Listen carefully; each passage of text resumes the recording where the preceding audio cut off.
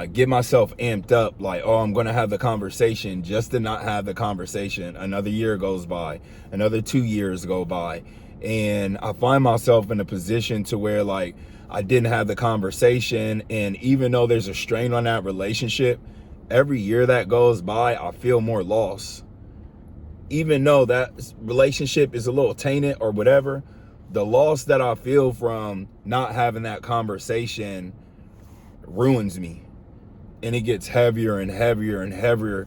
And every year I'm like, I was supposed to have this conversation the last year. And then another year passes and I'm like, man, the loss gets even more because I'm like, I just missed out on another year of this potentially could be in better. And I think last night we really had to get into a deep dive of like, why do we avoid the conversations with the people that mean the most to us or have at some point in time? Is it fear? Is it rejection? And for me, I feel like one of the main things that still kind of makes it difficult for me to have these conversations is like, what it's different between like you saying the conversation with yourself and rehearsing it in your head or in the mirror compared to you actually sitting down with that person and having that conversation. I think for me, I haven't talked to my mom in probably about 6-7 years, bro. Like five. No, it's been about 6-7 years. I haven't talked to my mom for real. It bothers me a lot.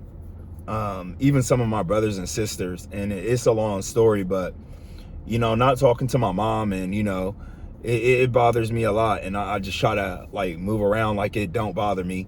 And I think I'm at an age where I need to start doing some work on myself and understand that like it's okay for me to admit that stuff bothers me, you know. And I feel like just the position I'm in, like a lot of people try to stereotype me as this like super macho dude, and of course like I'm a protector, I'm a provider, but like I'm allowed to admit that when stuff hurt, like it hurts. And a realization I came to last night was one of the conversations I've been avoiding is just reconnecting with my mom. I haven't talked to her in like 8 years.